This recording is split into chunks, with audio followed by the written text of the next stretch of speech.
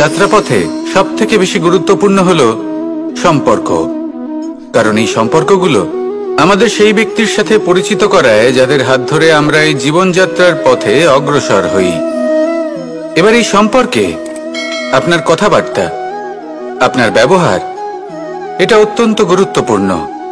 তাই প্রশ্ন হলো, যাদের সাথে আমাদের এই সম্পর্ক গড়ে উঠেছে তাদের প্রতি আমাদের আচরণ কেমন হওয়া উচিত, তাদের সাথে কেমন ভাবে কথা বলা উচিত। এর একটা বড়ই সহজ উত্তর আছে, দর্পণ।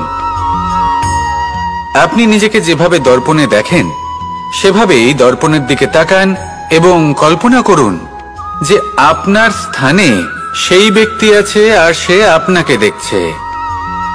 এবার বুঝতে চেষ্টা করুন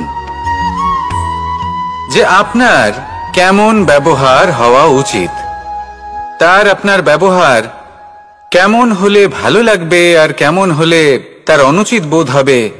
শুধু এইভাবেই সেই ব্যক্তিকে বুঝতে চেষ্টা করুন।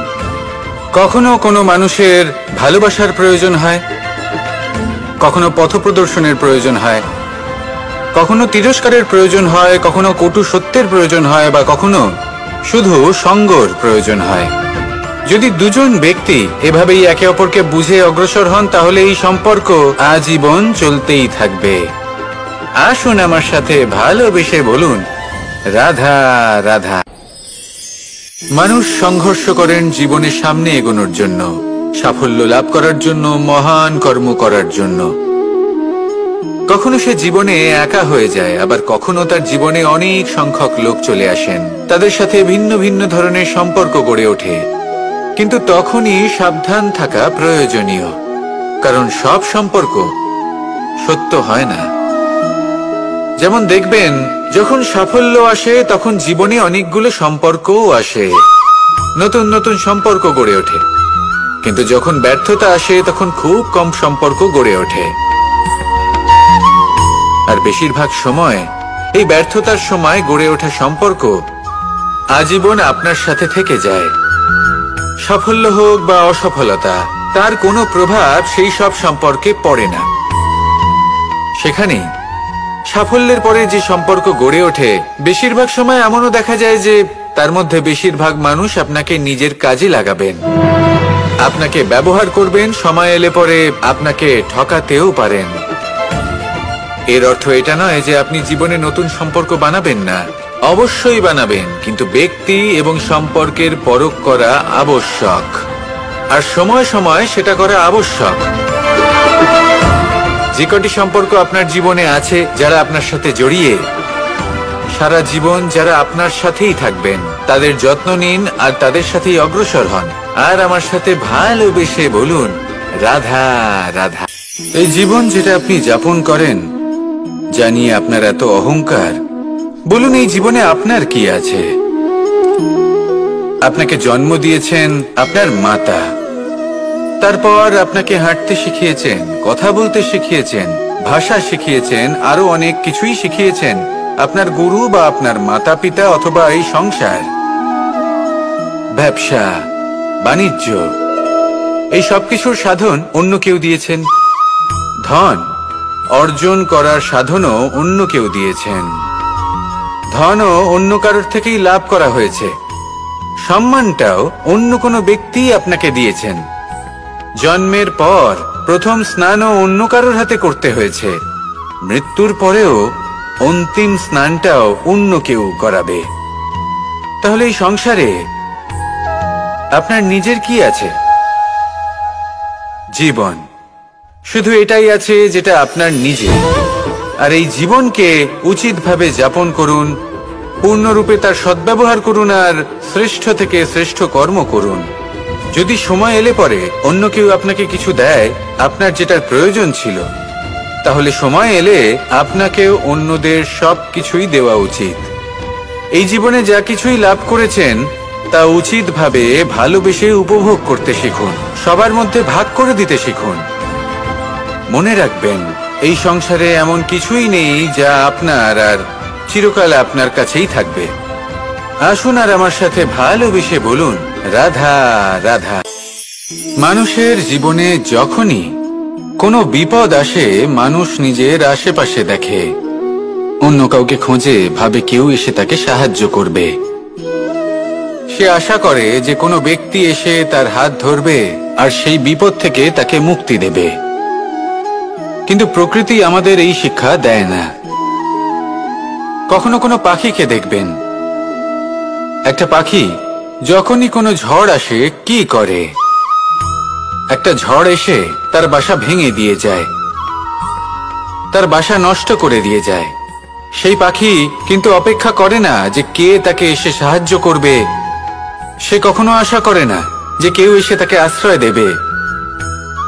সে নিজেই কর্ম করে, একটা একটা করে খড়কুটো সে আবার জড়ো করে আর নিজের বাসা পুনর্নির্মাণ করে। প্রকৃতি আমাদের এটাই শেখায় যে আমরা নিজেরাই প্রত্যেকটা সমস্যার সম্মুখীন হতে পারি। কারণ ঝড় অর্থাৎ সংকট আমাদের সবার জীবনেই আসবে, তার সম্মুখীন হতে হবে আমাদের, আর সেটাও নিজেদের শক্তি দ্বারাই। তার সম্মুখীন হওয়ার সময় নিজেদের সংযত করে রাখতে হবে, আর তার জন্য নিজের ওপর বিশ্বাস রাখা আবশ্যক। আর এই কথাটা বোঝাও আবশ্যক যে যত বড়ই সংকট আসুক না কেন, তার সাথে লড়াই করার মতো যে শক্তি প্রয়োজন, সেই শক্তি আমাদের মনেই নিহিত। শুধু সেই শক্তি খুঁজে নিন আর সেই বিপদের সম্মুখীন হন। এই সংসারের কোনো বিপদ আপনাকে বাধা দিতে পারবে না। আসুন আমার সাথে ভালোবেসে বলুন, রাধা রাধা। আমরা সবাই জীবনের সামনে এগোতে চাই আর সামনে এগোতেও থাকি। আর যখনই কোনো ব্যক্তি জীবনের সামনে এগোতে থাকে তখন তার পথে নিশ্চিত রূপে বাধা আসে। তখন মানুষ ঈশ্বরের কাছে প্রার্থনা করে যে হে ঈশ্বর, আমার জীবনে যেন কোনো বাধা না আসে, আর যত বাধা আছে তার হাত থেকে আমাকে রক্ষা করে নিও। পূর্ণরূপে একটি নিরাপদ জীবনের কামনা করে। কিন্তু সত্যি কথা বলতে এই বাধাগুলো কিন্তু কিছু মাত্রায় আমাদের কাছে আবশ্যক। যদি এই বাধা না থাকে তাহলে আমরা সামনে এগোতে পারবো না। একটা উদাহরণ দিই, যখন আমরা হাঁটি তখন এই মাটির একটা আকর্ষণ বল থাকে যেটা আমাদের নিচের দিকে আকৃষ্ট করতে থাকে। সেই কারণেই সামনে পথ চলা কঠিন হয়ে যায়। কিন্তু এই আকর্ষণ বলের কারণেই আমরা সামনে অগ্রসর হতে পারি, কারণ এই আকর্ষণ বল আমাদের ধরে রেখে দেয়। তার জন্যই আমরা মাটির ওপর টিকে থাকতে পারি। যদি আকর্ষণ বল না থাকে তাহলে আমরা ভারসাম্য হারিয়ে ফেলবো, আর ভারসাম্য হারালে এগিয়ে চলা অসম্ভব হয়ে যাবে। সেই জন্য কখনো জীবনে পূর্ণরূপে নিরাপদ জীবনের কামনা করবেন না। এই যে বাধাগুলো আসে তা কোনো না কোনো কারণে আসে। এটা কেন আসছে সেটা বুঝুন, এদের স্বাগত জানান। এর থেকে যে শিক্ষা লাভ করবেন সেটাই আপনাকে এগিয়ে নিয়ে যাবে। আসুন আর আমার সাথে ভালোবেসে বলুন, রাধা রাধা। মানুষ নিজের জীবনে সবকিছু লাভ করতে পারেন, সম্পত্তি, সাফল্য, সুখ, স্বাচ্ছন্দ্য, কিন্তু তারপরেও তার মনে একটি ভয় থেকে যায় যে কখনো যেন এমন কিছু না হয় যেটা ওকে এসে ভেঙে দেবে, তার অন্তর্মনকে ভেঙে দেবে, তার আত্মাকে ভেঙে দেবে। কিন্তু সত্যি কথা বলতে কিছু ভাঙলেও তাতে ভয় পাওয়ার কোনো প্রয়োজন নেই। ভাঙার পরেই কিন্তু নতুন নির্মাণ হয়। এটাই তো প্রকৃতি আমাদের শেখায়। এই দেখুন না, যখন এই মেঘ বিভাজিত হয়, ভেঙে পড়ে, তবেই তো বর্ষা আসে, আর বর্ষার পরেই এই মাটির সিঞ্চন হয়। একটি বীজ সেটা ভাঙার পরে তবেই সেখান থেকে সে অঙ্কুরিত হয়। তাই ভেঙে পড়ার কথা শুনে ভেঙে পড়বেন না। তারপর যে সব নির্মাণ হতে চলেছে তার উপর মনোনিবেশ করুন। আর হ্যাঁ, যদি সংসারে এমন কিছু থাকে যা ভাঙবেন না, তাহলে সেটা হলো বিশ্বাস। জীবনে কখনো কারোর বিশ্বাস ভঙ্গ করবেন না। যখন ব্যক্তির বিশ্বাস ভঙ্গ হয় তখন তার আত্মা আহত হয়। আসুন আমার সাথে ভালোবেসে বলুন, রাধা রাধা। মানুষ যখনই কোনো কাজ করেন তখন ওনার মনে একটা প্রশ্ন অবশ্যই আসে যে এই কাজের পরে লোকে নিন্দা করবে নাকি প্রশংসা করবে। এই বিষয়ে ভাবতে ভাবতে ওনারা এটা বুঝতে ভুলে যান যে নিন্দা এবং প্রশংসার বিষয় ভেবে ওনারা নিজেদের একাগ্রতা এবং সমর্পণ দুটোই হারিয়ে ফেলেন। নিন্দা হবে ভেবে ভয় পাওয়ার কি প্রয়োজন? নিন্দাতে অনুচিত কি আছে? উচিত দৃষ্টিভঙ্গি দিয়ে ভেবে দেখুন। নিন্দা এবং প্রশংসা এই দুটোই হলো অনিবার্য। নিন্দা যখনই হয় তখন যে যাই বলুক না কেন, আপনি একটা সুযোগ লাভ করেন, একটা সুযোগ নিজের ভুল বুঝতে পারার। সেটা শুধরে নিতে পারেন, নিজের পথ বদলে নিতে পারেন আর সাফল্যের পথে অগ্রসর হতে পারেন। একটা শিক্ষা পাওয়া যায় এই নিন্দা দ্বারা। আর যখন প্রশংসা লাভ হয় তখন আমাদের মন আনন্দে ভরে ওঠে। এই দুটোই অত্যন্ত প্রয়োজনীয়। সেই জন্য নিন্দা এবং প্রশংসার এই খেলায় জীবনের অঙ্কটা বদলে ফেলবেন না, সেটা অনুচিত হবে। কারণ জীবন না শুধু নিন্দার বিষয় আর না শুধু প্রশংসার, জীবন হলো আত্মিক সুখের বিষয়। যখন আপনি কোনো শ্রেষ্ঠ কাজ করেন, আপনার মন আপনাকে বলে দেবে যে আজ আপনি কোনো শুভ কাজ করেছেন। সেটাই হলো আত্মিক সুখ, এটাই হলো জীবন। তাই নিন্দার মাধ্যমে যে দুঃখ জীবনে আসে বা ফেলে আসা অতীতের জন্য আপনার জীবনে যে দুঃখ আসে, সেগুলো ভাবা বন্ধ করে দিন আর কর্ম করুন এই বর্তমানের জন্য, আগামী ভবিষ্যতের জন্য। আসুন আমার সাথে ভালোবেসে বলুন রাধা রাধা। প্রত্যেকটি মানুষ জীবনে কখনো না কখনো এই কথাটা নিশ্চয়ই শুনেছেন যে ভাগ্যের থেকে বেশি আর সময়ের পূর্বে কিছুই পাওয়া যায় না। আর এটা সত্যিও বটে, কিন্তু এর থেকেও বড় একটা সত্যি আছে, আর সেটা হলো যে আপনি নিজেই নিজের ভাগ্য রচনা করতে পারেন নিজের কর্মের দ্বারা। যেমন ধরুন, যদি আপনার ভাগ্যে কোনো জিনিস না থাকে তাহলে সেটা এসেও চলে যাবে, আর যদি ভাগ্যে কিছু থাকে তাহলে তা নিজেই আসবে, যদি আপনি সেই কর্ম করেন। যেমন ধরুন পাণ্ডবরা, ওনাদের জীবন কি ছিল, ওনাদের সাথে কি হয়েছিল? ওনাদের পিতা বনবাসী হয়েছিলেন, অকাল মৃত্যু লাভ করেছিলেন। এবার এটাই যদি ওনারা নিজেদের ভাগ্য বলে মেনে নিতেন আর কিছুই না করতেন, তাহলে মহাভারতের সেই যুদ্ধে জয়লাভ করে সমস্ত ভূমণ্ডলের স্বামী কি করে হয়ে উঠতেন? অর্থাৎ হতে পারে সিংহ বনের রাজা, কিন্তু শিকার নিজে পায়ে হেঁটে তার কাছে আসে না। সেই ভোজন লাভ করার জন্য সিংহকে কর্ম করতেই হয়। তাহলে আপনার ভাগ্যে যেটা আছে সেটা আসবে, কিন্তু কর্মের জোরে আসবে। তাই কর্ম করতে থাকুন আর আমার সাথে ভালোবেসে বলুন রাধা রাধা। লোভ এবং ক্রোধ, এই দুইয়ের মধ্যে সম্পর্ক খুব গভীর। এবার আপনি বলতে পারেন যে এটা আমি কি বলছি, একটু বোঝার চেষ্টা করুন। জীবনে যখনই আমরা কোনো বস্তু লাভ করতে চেষ্টা করি, তার বাসনা পোষণ করি, আর যখন সেই বস্তু আমাদের কাছে আসে, আমরা চাই যে এটা আমাদের সাথেই থাকুক, আমরা সেটা সংরক্ষণ করে রাখার চেষ্টা করি। লোভের জন্ম হয়, আর যখন তাকে সংগ্রহ করে নিজের কাছে ধরে রাখতে পারি না, যখন সেই বস্তু আমাদের থেকে দূরে চলে যায়, তখন সেই লোভ ক্রোধে পরিবর্তিত হয়ে যায়। এবার এই ক্রোধ কি করে? এই ক্রোধ আপনার মনে ভয় উৎপন্ন করবে, কিছু সন্দেহ উৎপন্ন করবে। মনে হবে যে যেন আমি সেই বস্তুর যোগ্যই ছিলাম না, আমার চেষ্টায় কোনো ত্রুটি ছিল, আমি কোনো অনুচিত কিছু করেছি। আর এই যে ভ্রম, সেটা আস্তে আস্তে আপনার মনকে ব্যাকুল করে তুলবে, আর এই ব্যাকুল মন আস্তে আস্তে আপনার যুক্তি তর্কের ক্ষমতাকে নাশ করে দেবে। তর্ক বিতর্কের শক্তি অর্থাৎ বিবেক। আর যখন আপনি নিজের বিবেক হারাবেন, তখন এমন মনে হবে যেন আপনি নিজের জীবন নষ্ট করেছেন। এর অর্থ এটা নয় যে জীবনে কামনা করবেন না, ইচ্ছে পোষণ করবেন না। অবশ্যই ইচ্ছে পোষণ করুন, আর যা কিছু লাভ করতে চান তা অর্জন করুন, কিন্তু তার প্রতি মনে লোভ জন্মাতে দেবেন না, সেটা অনুচিত ব্যাপার। একবার যদি লোভ জাগ্রত হয়, তাহলে সেটা আপনাকে আপনার পতনের দিকে নিয়ে যাবে। তাহলে লোভকে নিজের থেকে দূরে রাখুন, ক্রোধও আপনার থেকে দূরে থাকবে। আসুন আমার সাথে ভালোবেসে বলুন রাধা রাধা। দেখুন, এটা তো সবাই করে থাকেন।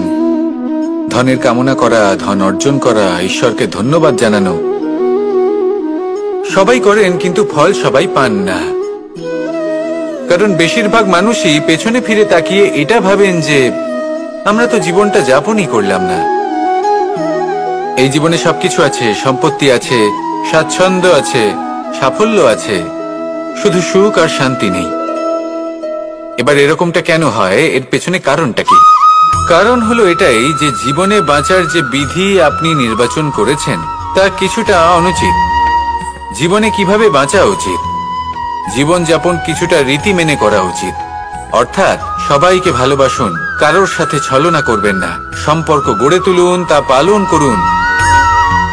যদি ধন অর্জন করতে চান তাহলে নীতি মেনে করুন, ভেবেচিন্তে পরিকল্পনা করে। আবার বলবো, কারোর সাথে কোনো ছলনা নয়, কোনো অনুচিত কর্ম করবেন না ধন অর্জন করার জন্য। আর যদি ঈশ্বরকে ধন্যবাদ জানাতে চান তাহলে প্রীতি দ্বারা করুন। আর যে ব্যক্তি রীতি, নীতি আর প্রীতি এই তিনটি ভাব বুঝে উঠতে পারে এবং তা আত্মসাৎ করে নিতে পারে, তার অতীত, ভবিষ্যৎ এবং বর্তমানকাল সবকিছু সংযত হয়। আপনি কিভাবে জীবনযাপন করতে চান, কিভাবে ধন অর্জন করতে চান, ঈশ্বরকে ধন্যবাদ জানাতে চান, নির্বাচন আপনার। আসুন আমার সাথে ভালোবেসে বলুন, রাধা রাধা। ভয় হলো মানুষের জীবনে এমন একটি আবেগ যেটা না থাকলেও মঙ্গল, আর থাকাটাও প্রয়োজনীয়। এই ভয় মাঝে মাঝে মানুষকে কোনো কর্ম করা থেকে বাধা দেয়, আবার কখনো মানুষকে এই ভয়ই কোনো কর্ম করতে প্রেরণা প্রদান করে। এবার যেমন মৃত্যুর পর আমরা স্বর্গ লাভ করব নাকি নরক বাস করব, সেই বিচারটা ভয় হিসেবে মানুষের মনে ঘর করতে থাকে। আর এই ভয়ের বিষয়ে মানুষ এতটাই ভাবে যে নিজের জীবনের লক্ষ্য, উদ্দেশ্য, রীতি এই সব কিছুর বিষয়ে ভুলে যায়। দেখতে গেলে মৃত্যুর পরে কি হবে সেটা আমাদের মধ্যে কেউ জানে না, সেটা তো মৃত্যুর পরেই আমরা জানতে পারবো। কিন্তু এই মৃত্যু পর্যন্ত নিজের জীবনের সারথি হলেন আপনি নিজেই, তাই না? আপনি চাইলে এই জীবনকে স্বর্গও করতে পারেন, আবার নরকেও পরিণত করতে পারেন। নির্ভর করছে আপনার কর্মের ওপর আর আপনার আপনজনের ওপর। আপনি যাদের আপন বলে মনে করেন, অনেক সময় যাদের আপনি বন্ধু বলে মনে করেন, কথায় আছে যে প্রকৃত বন্ধুর মধ্যে ঈশ্বর বসবাস করেন। এই বন্ধু আপনাকে হয় পথ থেকে সরিয়ে দেবে বা উচিত পথে নিয়ে আসবে। এরাই আপনার জীবনকে স্বর্গ করে তুলতে পারে বা আপনাকে নরক পথেও টেনে নিয়ে যেতে পারে। তাই জীবনে নিজের কর্মের বিষয়ে আর নিজের সঙ্গের বিষয়ে ভাবুন, সতর্ক হয়ে এগোন, আর আমার সাথে ভালোবেসে বলুন, রাধা রাধা। আমরা সবাই প্রত্যেকদিন পরিশ্রম করি, কিন্তু আমাদের মনে কখনো না কখনো এই প্রশ্ন অবশ্যই আসে যে সবসময় জীবনে অগ্রসর হওয়ার জন্য সেই পথেই কি চলা উচিত যেটা পূর্ণরূপে সুরক্ষিত, নাকি এমন পথেও চলা উচিত যে পথে একটু সংকটও আসতে পারে। এবার আমি আপনাদের বলবো যে বিকাশ কিভাবে হয়। ছোট্ট একটা উদাহরণ দিই বিকাশের। আমরা ছোটবেলায় কিভাবে হাঁটতে শিখি।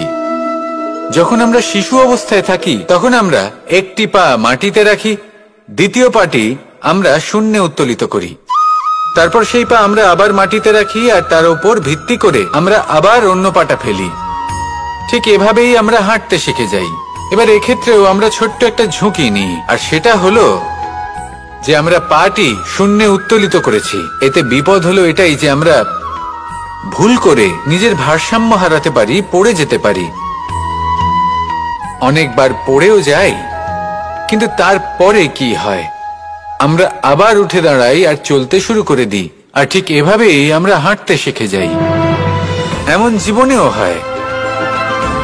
জীবনেও এইভাবেই কর্ম করতে থাকুন। এমন কিছু কর্ম করলেন যার ফলে বিপদ আসতেই পারে, পরাজয় হতেই পারে, কিন্তু সেটা পার করলেই বিকাশ সম্ভব। তাই কর্ম করতে থাকুন আর আমার সাথে ভালোবেসে বলুন, রাধা রাধা। কখনো কখনো আমরা অনেক কিছু ভাবি, তারপর দুঃখী হয়ে যাই যে এত কিছু ভাবা সত্ত্বেও আমরা যে কর্ম করতে চেয়েছিলাম সেটা করতেই পারলাম না। যে লক্ষ্যটা আমরা লাভ করতে চাইছিলাম সেটা করতেই পারলাম না। আমরা সংসারের সামনে এটা ঘোষণা করে ফেলি, কথা দিয়ে ফেলি যে এই কর্ম আমি করে দেখাবো, এই সাফল্য আমি প্রাপ্ত করেই ছাড়ব, কিন্তু করতেই পারি না। তার কারণটা কি? চেতনা, আমাদের একাগ্রতা। আমরা একাগ্র হয়ে পড়ি এই সংসারকে কিছু প্রমাণ করে দেখানোর জন্য, যেখানে আমাদের একাগ্রচিত্ত হওয়া উচিত নিজেদের কর্মের ওপর। কোনো বস্তু বা কোনো সাফল্যের কামনা করা, তার জন্য পরিকল্পনা করা, তার জন্য কর্ম করা আর তা প্রাপ্ত করা, এটা আমাদের কর্তব্য। আর আমাদের মনোযোগ শুধু সেদিকেই কেন্দ্রীভূত হওয়া প্রয়োজনীয়। এই সংসারকে বলার কোনো প্রয়োজন নেই। একবার যদি আপনি কর্ম করে দেখান তাহলে সংসার এমনিও দেখতে পাবে। সেই জন্য প্রতিশ্রুতি দেবার পরিবর্তে দৃঢ় সংকল্প করে অগ্রসর হতে থাকুন। শুধু ভাবার বদলে কর্ম করতে শিখুন, আর বলার পরিবর্তে সেটা করে দেখাতে শিখুন। একবার সাফল্য লাভ করুন, তারপর এই সংসারকে বলবেন যে এটা আমি ভেবেছিলাম আর সেটাই আমি করে দেখিয়েছি। কর্ম করুন, আর আসুন আমার সাথে ভালোবেসে বলুন, রাধা রাধা।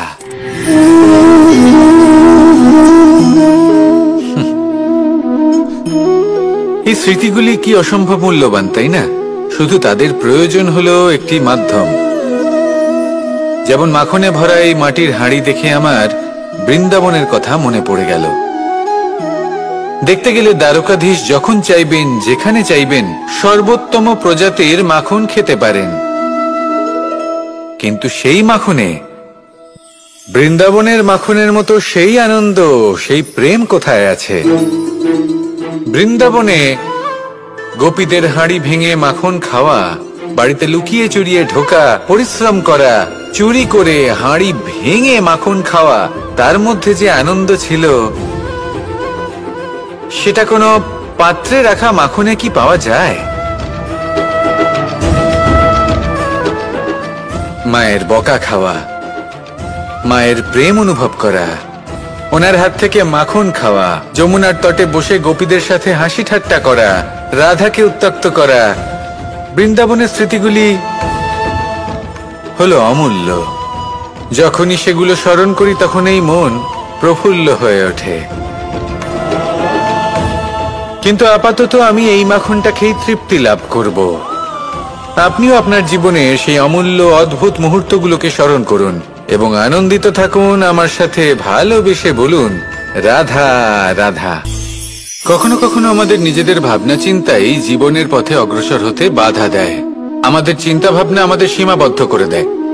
আমরা প্রত্যেক দিন পরিশ্রম করি, কিছু দেখি, কিছু লাভ করি, কোনো একটা স্থানে পৌঁছই, আর একটা সময় পরে মনে কেমন যেন একটা ভাবনা উৎপন্ন হয় যে আর কত দেখব, এত কিছু তো দেখে নিলাম, এত কিছু তো লাভ করলাম, এত সাফল্য অর্জন করলাম, আর কত লাভ করব। আর সেখানে আমরা থেমে যাই। এটা হয় আমাদের ভাবনার সীমাবদ্ধতার জন্য। কিন্তু যদি জীবনের কথা বলি, জীবন যদি আপনাকে সেই স্থানে পৌঁছে দেয়, তাহলে তার পরবর্তী পথটাও জীবন আপনাকে নিশ্চিত রূপেই দেখাবে। প্রয়োজনটা হলো সেই পথটা দেখার এবং সেই পথে অগ্রসর হওয়ার। আর যেটা আমাদের জীবনযাত্রার সাথে হয় সেটা জীবনের সাথে এবং আত্মার সাথেও হয়ে থাকে। আমরা জীবনে প্রগতি লাভ করি, বিকাশ লাভ করি, কিন্তু একটা সময় পরে আমরা থেমে যাই। আমাদের সেটাই করলে চলবে না। এই জীবনযাত্রা, প্রগতি, বিকাশ, এই সব কিছুর সমাপ্তি তখনই সম্ভব যখন জীবন সমাপ্ত হবে। তাই নিজেকে বাধা দেবেন না, নিজের জীবনের উদ্দেশ্যকে সীমিত করবেন না। সামনে অগ্রসর হতে থাকুন আর আমার সাথে ভালোবেসে বলুন, রাধা রাধা। আজ আপনাকে আমি একটা কাহিনী শোনাবো। রাধার সখী ললিতা একদিন প্রসাধন করছিল।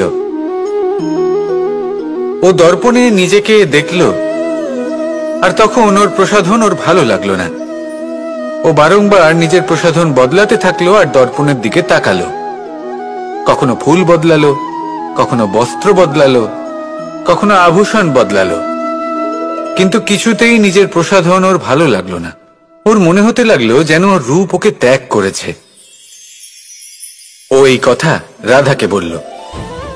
রাধা ওই দর্পণের দিকে তাকালো, একটা বস্ত্র নিল আর সেই দর্পণকে স্বচ্ছ করে তুলল।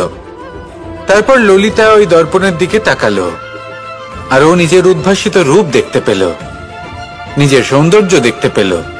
তাৎপর্য মালিন্য দর্পণে ছিল, তার রূপে নয়। ঠিক সেইভাবেই এই দর্পণের মতোই হলো আমাদের মন। যদি এতে মালিন্য থাকে তাহলে এই সংসারের সবকিছুই মলিন বলে মনে হবে। আপনি যদি এই সংসারের সৌন্দর্য দেখতে চান, এই সংসারে শুভ কি সেটা জানতে চান, তাহলে নিজের মনকে স্বচ্ছ করে তুলুন। আসুন আমার সাথে ভালোবেসে বলুন, রাধা রাধা। এটা কোনো এক সময়ের ঘটনা। মাটির নিচে ছিল জল, আর মাটির ওপর ছিল একটা বৃক্ষ, আর সেই বৃক্ষে ছিল একটা পাতা যা আকাশকে স্পর্শ করত। যখনই কোনো ব্যক্তি আসতেন, সেই পাতাকে দেখে তার প্রশংসা করতেন। তাই বলে আকাশে সোনার মেঘ কত ছবি আঁকে, আপনার নাম কভু লিখে নাহি রাখে। অর্থাৎ প্রতিনিধি ওই বৃক্ষের পাতাকেই মনে করা হতো, সব প্রশংসা ওই পাতাকেই করা হতো। যেখানে চোখের আড়ালে থাকা সেই জল মাটির নিচে থেকে নিঃস্বার্থভাবে নিজের কাজ করে যেত, সেই বৃক্ষকে শক্তি প্রদান করত। কয়েকদিন পরে সেই পাতার অহংকার হতে শুরু করলো। সে ভাবতে শুরু করলো যে আমিই হলাম এই জলের অস্তিত্ব, আমি আছি সেই কারণেই এই জলের কথা স্মরণ করা হয়। আর কিছুদিন পরে সেই বৃক্ষ সেই জল শোষণ করা বন্ধ করে দিল, এবং সর্বপ্রথম মৃত্যু হলো সেই পাতার। সেই পাতা যা আকাশকে স্পর্শ করছিল তা ঝরে মাটিতে পড়ে গেল, আর প্রত্যেক ব্যক্তি তার ওপর দিয়ে হেঁটে চলে যেত, তাকে দেখে আর কেউ প্রশংসা করত না। সেই জন্য জীবনে কখনো অহংকার করবেন না, বিশেষ করে তাদের কখনো অহংকার প্রদর্শন করবেন না যাদের কারণে আপনি সাফল্য লাভ করেছেন, যারা আপনার জীবনের আধার। চিরকাল তাদের প্রতি কৃতজ্ঞ থাকুন, তাদের সাথে সম্পর্ক বজায় রাখুন, তাদের সাহায্য করুন, আর আমার সাথে ভালোবেসে বলুন, রাধা রাধা। পরম শক্তি প্রকৃতি, এ হলো এই সংসারে সব থেকে বেশি শক্তিশালী। এই প্রকৃতির সামনে কারোর কোনো অস্তিত্ব নেই। এই প্রকৃতি আমাদের জীবন যাপনের জন্য অসংখ্য সম্পদ প্রদান করেছেন, আর তার সাথে এই বিষয়টার দিকেও বিশেষ যত্নবান হয়েছেন যে আমরা যেন এর মোহজালে ফেঁসে না যাই। যেমন পেট ভরানোর জন্য চাল ডাল প্রদান করেছেন, তার সাথেই সেই চাল ডালের মধ্যে কীটের উপস্থিতি রেখেছেন, যাতে সেই চাল ডাল সময়ের সাথে সাথে খারাপ হয়ে যায়। উচিত সময় যদি গ্রহণ না করেন তাহলে সমস্ত সবজি নষ্ট হয়ে যাবে। যেমন আমাদের এই মনুষ্য শরীর, তা সে যতই সুন্দর হোক না কেন, মৃত্যুর পরে এই শরীরে পচন ধরে, যাতে এই শরীর থেকে দুর্গন্ধ বেরোয়। এমনটা প্রকৃতি কেন করেছে? যাতে আমরা যত শীঘ্র সম্ভব সেই দেহের অন্ত্যেষ্টিক্রিয়া করতে পারি, তাকে বিদায় জানাতে পারি, আর তাকে পঞ্চমহাভূতে বিলীন হতে দিতে পারি। প্রকৃতি যেটা করছে সেটা অনুচিত নয়। প্রকৃতি এই কারণে এমন করে যাতে আমরা কর্মবন্ধনে আবদ্ধ থাকি, মোহর বন্ধনে নয়।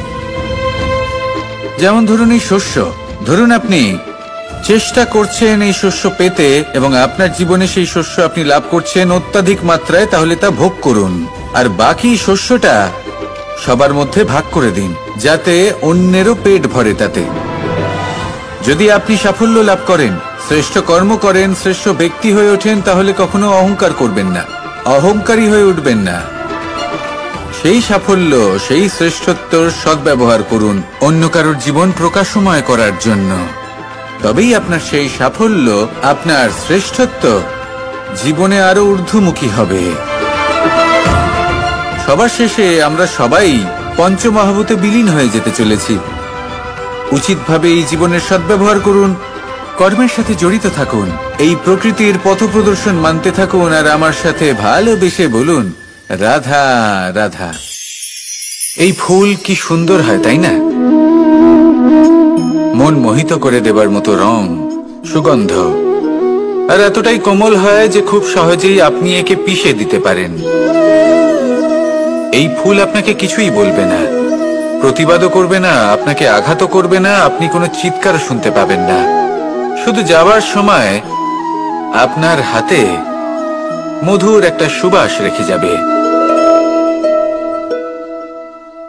কিন্তু এই কাজটা আপনি কাঁটার সাথে করতে পারবেন না। কাঁটা আপনাকে অত্যন্ত যন্ত্রণা দেবে, সেটা আপনিও জানেন। এবার এই ফুল আর কাঁটার মধ্যে যে পার্থক্য, সেটাই হলো পার্থক্য সজ্জন এবং দুর্জনদের মধ্যে। কখনো কখনো আমাদের জীবনে এমন কিছু ব্যক্তি আসেন যারা অত্যন্ত কোমল, তাদের আমরা দমন করে বসি, আর বেশিরভাগ সময় তারাই আমাদের সবথেকে বড় শুভাকাঙ্ক্ষী হন। তারা চাইলে বিরোধিতা করতেই পারেন, চাইলে আমাদের উপর প্রহার করতেই পারেন, কিন্তু তা করেন না। আর এই কথাটা আমরা তখন বুঝতে পারি যখন বাস্তবে আমাদের সামনে কোনো শত্রু, কোনো দুর্জন ব্যক্তি, কোনো কাঁটা বাধা হয়ে দাঁড়ায়।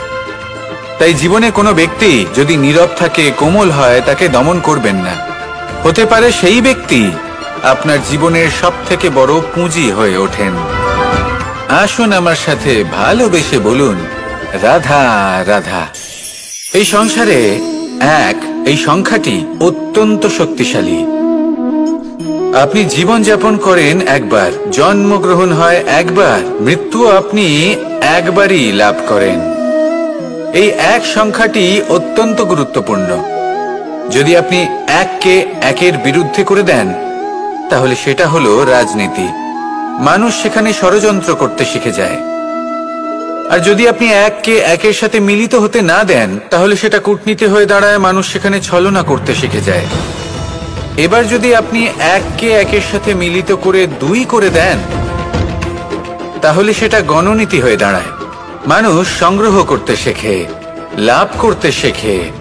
আর যদি আপনি এক এবং এক মিলিয়ে শূন্য করে দেন, তাহলে তাকে আধ্যাত্ম বলা হয়, যেখানে আমরা নিজেকে ঈশ্বরের কাছে পূর্ণরূপে সমর্পণ করে দিই।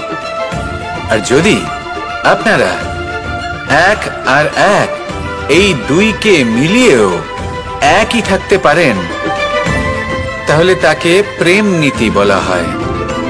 যেমন আমি আর রাধা, না আমরা শূন্য আর না আমরা দুজন ভিন্ন, দুজন ভিন্ন হয়েও আমরা অভিন্ন। এর দ্বারা জীবনের অর্থ বুঝতে পারা যায়। তাই এই অর্থ বুঝতে শিখুন। এই মন প্রসন্ন হয়ে বলবে রাধা রাধা। আমরা মনে করি অন্যের উপকার করা, কারোর ভালো করা, কাউকে সাহায্য করা, সেবা করা, দান করা, সুখে দুঃখে কারোর সাথে থাকা, এ হলো আমাদের জীবনের সবথেকে বড় কর্তব্য। এটাই আসল কর্তব্য। কিন্তু এটা কি সত্যি? না। কর্তব্যের জন্য অনেক সময় মানুষকে অনেক অনেক যন্ত্রণা ভোগ করতে হয়। এমন কিছু কর্তব্য থাকে যা পালনের জন্য মানুষকে এমন কিছু পথ দিয়ে যেতে হয় যেখানে কাঁটা আছে, দুঃখ আছে, যন্ত্রণা আছে, বিপদ আছে। সেটা পার করে তবে ও নিজের কর্তব্যকে পূর্ণ করতে পারে। অন্যের উপকার, ভালো কাজ করা, কাউকে সাহায্য করা, দান করা, সেবা করা, সুখে দুঃখে সঙ্গ দেওয়া, এটা কর্তব্য নয়, এটা হলো আনন্দ। কারণ এতে আপনারই জীবন আরো সুখময় হবে, আপনি আরো সুখ পাবেন, আপনার স্বাস্থ্য আরো ভালো হবে, আপনি জীবনে আরো ভালো ভালো মানুষ পাবেন। আর সব থেকে বেশি যদি এ কিছু বাড়িয়ে তোলে, তাহলে তা হলো প্রেম। তাহলে একে কর্তব্য মনে করবেন না। এ হলো শুধুই সেই পথ যাতে অগ্রসর হয়ে আপনি নিজের জীবন অত্যন্ত সুখময় করে তুলতে পারবেন। তাহলে আপনি এটাই করুন, আর আমার সাথে ভালোবেসে বলুন রাধা রাধা। আপনি কখনো একটা পর্বতকে দেখে থাকবেন। দিনের বেলায় যদি দেখেন এই পর্বতকে কত সুন্দর দেখতে লাগে, এত বিশাল এত সুন্দর প্রকৃতির এই দৃশ্য দেখে মনে শুভ চিন্তার উদ্ভব হয়। এবার সেই পর্বতকেই আপনি অন্ধকারে দেখুন, ততটাই ভয়াবহ মনে হয়। এবার এটাই হয় মানুষের সাথেও, আর এটাই হয় অন্য কোনো স্থানের সাথেও। এবার এর কারণ কি? তাহলে কি মানুষের রূপ, তার ব্যক্তিত্বের কোনো মাহাত্ম্য নেই? না, এরকম কখনোই নয়। এর সমস্ত কৃতিত্ব পায় প্রকাশ। শুধুমাত্র এই প্রকাশই আপনার গুণকে, আপনার ব্যক্তিত্বকে, আপনার রূপ আরো উজ্জ্বল করে সংসারের সামনে নিয়ে আসে। তাহলে আপনিও অন্ধকার থেকে প্রকাশের পথে অগ্রসর হন, সেই মানুষগুলোর দিকে অগ্রসর হন, সেই দিশায় অগ্রসর হন যা আপনার ভেতরের গুণগুলিকে, আপনার ব্যক্তিত্বকে সংসারের সামনে আনতে পারে। যদি আপনি তা করতে পারেন তাহলে আপনি জীবনভর সুখী থাকবেন। আসুন আর আমার সাথে ভালোবেসে বলুন, রাধা রাধা। আপনি কখনো সূর্যের আলোকে নিজের হাতের মুঠোর মধ্যে রাখার চেষ্টা করেছেন? আপনি নিশ্চয়ই জানেন যে সেটা সম্ভব নয়। আপনি জলকে কখনো বেঁধে রাখার চেষ্টা করুন, সেটাও সম্ভব নয়। কিন্তু যখন এই সূর্যের প্রকাশ, এই উত্তাপ পৃথিবীতে আসে, তখন ধরিত্রী কি করে? সে সমস্ত বনস্পতির মধ্যে তা ভাগ করে দেয়, তাদের বিকাশের সহায়ক হয়ে ওঠে। আর এই ধরিত্রীকে পুজো করা হয়, একে ধরিত্রী মাতা বলা হয়। সেই রকমই চন্দ্রমা রাত্রে যখন উজ্জ্বল হয়, নিজের আলো বিকশিত করে, তখন পথচারী পথিককে তার পথ দেখায়। সেই জন্য চন্দ্রমাকে দেবতা বলা হয়। ঠিক সেইভাবেই আপনি কখনো এই প্রকৃতিকে বেঁধে রাখার চেষ্টা করবেন না। একে আগলে রাখতে শিখুন, একে ভাগ করে নিতে শিখুন, ঠিক প্রেমেরই মতো। এই প্রেমকে কখনো নিজের হাতের মুঠোয় আবদ্ধ করার চেষ্টা করবেন না, বরং একে মন খুলে ভাগ করে নিতে শিখুন। এটা যদি আপনি শিখে নিতে পারেন তাহলে নিজেকেও প্রসন্ন রাখতে শিখে যাবেন, অন্যদেরও প্রসন্ন রাখতে শিখে যাবেন। আসুন আর আমার সাথে ভালোবেসে বলুন, রাধা রাধা। দুঃখ কি, ভয় কি, এদের কিছুটা এইভাবে ভাবা যেতে পারে। জীবনে যখনই আপনি কিছু একটা লাভ করবেন, তখন সেটা হারানোর ভয় তার সাথেই চলে আসে। যেমন আপনি যদি ধন অর্জন করেন, ধন হারানোর ভয় তার সাথেই চলে আসে। সম্পত্তি অর্জন করলে সেটা লুট হবার ভয় তার সাথেই চলে আসে। আর এটা জীবনের সাথেও হয়। যেই মুহূর্তে আপনি জন্ম নেন, মৃত্যুর ভয় তার সাথেই চলে আসে। জন্ম না নিলে মৃত্যু কিভাবে হবে? মৃত্যুর ভয় কোথা থেকে আসবে? এবার এই ভয় কি সেটা আপনাকে বুঝিয়ে বলি। এই ভয় যদি মনের মধ্যে থাকে, জীবনে থাকে, তাহলে যা কিছু লাভ করবেন, সুখ, সম্পত্তি, সুবিধা, ধন, এইগুলি লাভ করার একটা আনন্দ থাকে, এদের সাথে জীবনযাপন করার একটা আনন্দ থাকে। এই ভয় সেই আনন্দ আপনার থেকে কেড়ে নেয়। ধরে নিন কাল আপনার মৃত্যু হতে চলেছে। এবার কালকের মৃত্যুর ভয় আজই মনে পুষে রাখলে তাহলে এই ভয় আজকের সুখ, আজকের শান্তি আপনার থেকে কেড়ে নেবে। ভয় এটাই করে। সেই জন্য মনে রাখবেন, ভয়ের সঙ্গ আপনি ত্যাগ করে দিলে জীবন যাপনের যে সুখ তা চিরকাল আপনার সাথে থাকবে। আসুন আর আমার সাথে ভালোবেসে বলুন, রাধা রাধা। আপনি কখনো কোনো পর্বতে চড়েছেন? কথায় আছে, যখন আমরা পর্বত আরোহণ করি, ওপরে ওঠার সময় দুর্ঘটনার সম্ভাবনা কিছুটা কমে যায়। সেখানেই যখন পর্বত থেকে নিচে নামি, তখন দুর্ঘটনার সম্ভাবনা অত্যন্ত বৃদ্ধি পায়। অর্থাৎ নামার সময় আমাদের আরো ভারসাম্য বজায় রাখতে হয়, আরো সাবধানে থাকতে হয়, অর্থাৎ বিবেককে জাগিয়ে রাখতে হয়। এবার জীবনেও সাফল্যের পর্বত আরোহণের সাথে এটাই হয়। যখন আমরা সাফল্যের পর্বত আরোহণ করতে থাকি, তখন এমনি আমাদের লক্ষ্য আমাদের গন্তব্যের দিকে থাকে।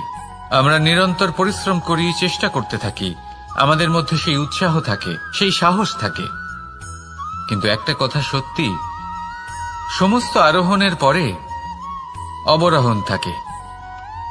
আর এই অবরোহণই থাকে যেখানে বেশিরভাগ মানুষ নিজের ভারসাম্য বজায় রাখতে পারেন না, আর সেখানেই ভেঙে পড়েন। তাই জীবনে যদি সাফল্যের শিখরে পৌঁছতে চান তাহলে আপনাকে নিরন্তর প্রয়াস করতে হবে, সংঘর্ষ করতে হবে, পরিশ্রম করতে হবে আর নিজের লক্ষ্যের দিকে একাগ্রতা কেন্দ্রীভূত করতে হবে। তাহলে আপনি নিজের লক্ষ্য অবশ্যই পাবেন। কিন্তু যখন অবরোহণের সময় আসবে, যা নিশ্চিত রূপে আসবেই, তখন আপনাকে সংঘর্ষ করতেই হবে, ধৈর্য ধরতেই হবে, সাবধানে থাকতেই হবে, ভারসাম্য বজায় রাখতেই হবে। এটা হলো অত্যন্ত আবশ্যক, কারণ পরবর্তী সাফল্যের শিখরে আপনাকে পৌঁছতেই হবে, আর তার জন্য আপনাকে সুরক্ষিতভাবে অবরোহণ করতেই হবে, ঠিক কিনা? আসুন আর আমার সাথে ভালোবেসে বলুন, রাধা রাধা।